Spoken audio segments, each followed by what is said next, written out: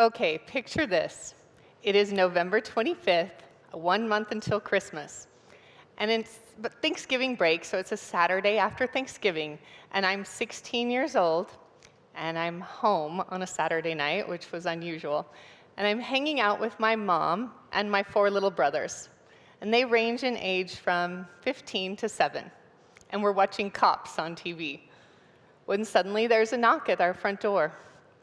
And 2 policemen come in and sit down and simply say, "Your father has taken his own life." My 7-year-old brother questioned what that meant. And I said, "Dad is dead. He's gone." And we all just held each other and cried.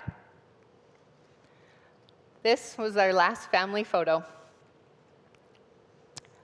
All because my dad thought that we would all be better off without him. And I'm here to say that is not true. That is stinking thinking, and it must stop. Several times in my own life, I have also contemplated suicide. I entertained thoughts of, "You're not worth it. Nobody would care if you're gone anyway. And you should just do the world a favor to not have to look at your ugly face anymore." And that was a lot of stinking thinking. And I'm grateful that I was able to get that bad guy voice out of my head. Studies show that we have thousands of thoughts a day, and not all of them are positive. We feel depressed when we're ruminating about the past, and we feel anxious when we're worried about the future. But we can control worry when we learn to savor the moments we're in right now. Just think to yourself what a miracle it is that you are enjoying this very moment. And guess what? I can admit to some more stinking thinking in my younger years. I mastered the stinking thinking of, "I will be happy when." I'll be happy when I get married. I'll be happy when I have kids. I'll be happy when I get the house, get the job, lose the weight. You get the idea? And then I would get those things, and I still wasn't happy. I was chasing after happiness in accomplishments and things, and I wasn't able to catch it. I was miserable, and I made everyone around me miserable as well. I was spending my days waiting to be happy, and I was missing out on the daily experiences of my life. Circumstances can certainly make parts of our life unhappy. But the biggest part of our unhappiness is our thinking. Thinking is an essential skill, but it can sure get in our way sometimes. And I have to admit, one more stinking thinking, because this happened a little more recently. About 2 years ago, I reached out to a famous actor asking if I could interview him, and he said yes. I was so excited. The day of the interview finally arrived. I'm sitting at my computer for this online interview, waiting for this actor to log on. I'm waiting about 5 minutes, then 10 minutes, 15 minutes, 20 minutes. I waited. He totally ghosted me. I was such a fool. I shut down my computer and had a really great cry. And then I drove to my grandkids' house, and I cried all the way there. And I had thoughts of course he wouldn't want to come to the interview. You are so lame. He has better things to do than waste his time with somebody like you. Finally, no more tears were left. And I had the final thought of like, you know what? I should probably just give up because nobody cares anyway. And then I saw on my phone that I had an email, and it was from this actor. And it just simply said, "Hey, Heidi, I'm so sorry. I've been in a conference call that I thought would be over by now, and it's still going, and I can't leave. I can't get away. Can we please reschedule the interview for this afternoon?" I was like, wait, what? You mean he doesn't think I'm this lame loser and a waste of his time? We had the interview several hours later, and it was one of the most beautiful experiences. We laughed and we cried together. And I felt so much love and acceptance from him. And I realized that all that previous thinking wasn't even true. In fact, it was the opposite. So by changing our thoughts, we can change our experiences. We can decide in advance the kind of day we want to have. We can decide in advance the quality of the experiences we want to have. We can decide in advance what we're going to think. We feel worried and frustrated because of what we're thinking about. So let's think about snow. I think about snow, and it immediately makes me panicked and feel terrible and nervous and overwhelmed. I hate shoveling it. I don't like driving in it. It's scary. It's slippery. It freaks me out. In fact, I'll even call my adult children and say, "Don't come visit. It might snow." But then I found out there are people who like the snow. They're excited when it snows, and they can't wait to get out and play in it.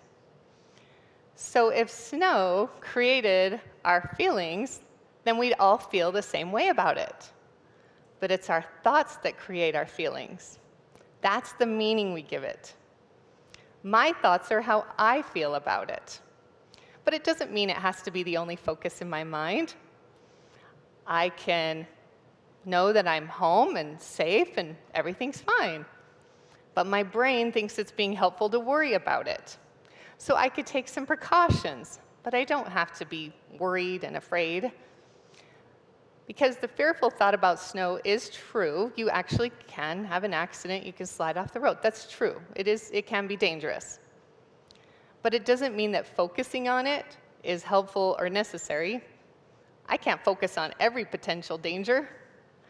The truth is, I could get hurt or have an accident on a sunny, dry road day as well. This is my worst car accident was on a beautiful sunny day. But I don't get freaked out when it's good weather. So yes, it's good to be aware, take precautions. Our brain is just trying to protect us. But most of the time, it's just being a little too overactive and not helpful. We feel worried because we're thinking too much about what we're thinking about. You are the creator of your feelings because of your thoughts. So imagine a path that is in the forest, and it's a well-worn path. That can be compared to our well-worn thinking patterns in our brain. Neuroplasticity is the brain's ability to rewire itself with new and strengthened, more positive thoughts. You can change the neural pathways in your brain. It's like blazing a new path in the forest, and your focus determines your reality. So we can abandon that old, familiar, well-worn path, and we can have the courage to blaze a new path in unfamiliar territory. And then eventually, that old path will just get overgrown and not even used. And then the new, familiar path will be the better, more positive pathway of thinking. So the next time you approach that old, familiar, but not helpful, old, worn trail of thinking in your mind, just take a moment and stop. Stop those negative beliefs. I'm going to break this down for you to help you remember a little bit. Stop. S stands for see. Step back and see another point of view. See that it's good. Because simply recognizing that a problem exists is a good first step towards solving it. Usually, we find things very easily that aren't good, that are wrong. But we can also find things that are right. Finding what's right is always available to us, too. Here is a picture that a friend posted on social media. If you look at this picture, you can see that it's well-staged, beautiful photo, something I would love to be able to achieve. But my favorite part about this picture was the second picture she posted. Yeah. She has a lot going on here, which is totally relatable, right? I think we all relate to this picture more. But if you look closely, you'll be able to see exactly where she stood to take that first well-staged photo. It's the exact same picture, just taken from another view. So remember to step back, change your focus, and see another view. The next part of STOP is the letter T, and that's for true. Is my thought true? How does thinking this thought affect me? Would I say this thought to my best friend?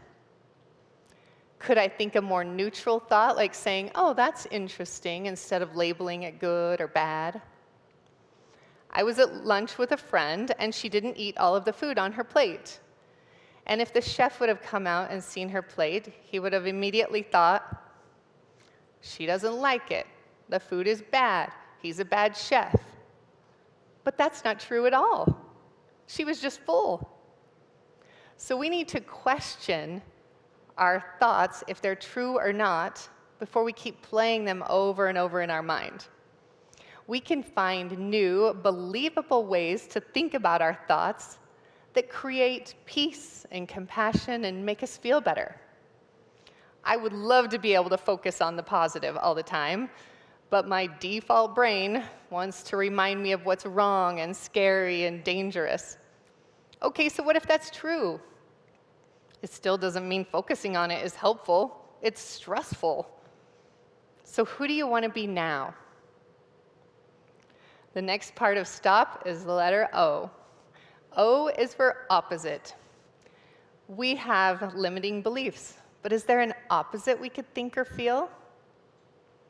We could write down our negative thoughts, and then we can write the opposite, positive thought.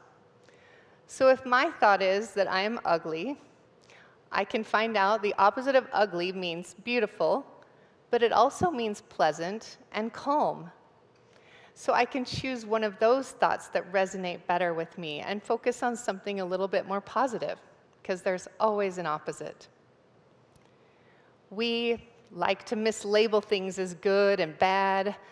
We like to compare our weaknesses with other strengths. And we like to focus on the negative and completely miss the positive. There's always an opposite. A janitor was asked what he does for a living, and he says, I clean up messes all day long.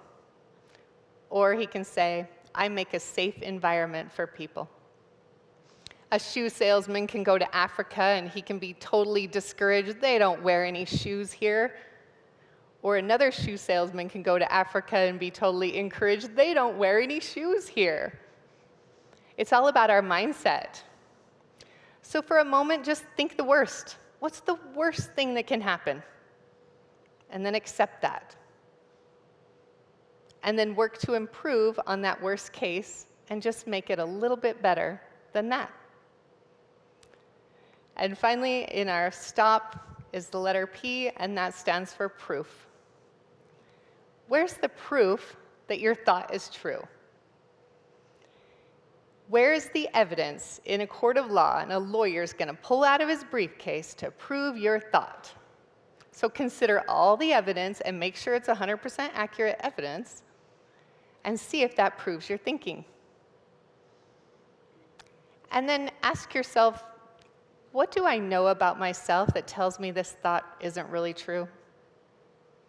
Is really analyze that thought and find the proof. And I'll give you a hint. It isn't because one person said it. You do not have to believe the same things that other people believe. You can use your imagination in a different way. Find the proof that experiences are happening for you and not to you. Find the proof that you get to have these experiences, not that you have to. And then tell yourself, of all the thoughts that I can think and that are available to me, what are some other thoughts? There are so many others I could think right now. So we need to stop those negative beliefs. And one of our big problems with our stinking thinking is thinking about things that we should do. Oh, I should eat my vegetables. I should exercise more. I should make more money. I should be happy. And now that you have should all over yourself, then ask yourself, is there something else I could think in this moment? Because focusing on the past does not create a better life for you. You can choose to focus on peace, love, or happiness. You have permission to not worry about your past. So put your hand on your heart, take a deep breath, and know that you have the ability to think what you want. And I can tell you, after the past 33 years of living without my dad, that I really needed him in my life. I have learned how to take life's lemons and make lemonade, and he missed it.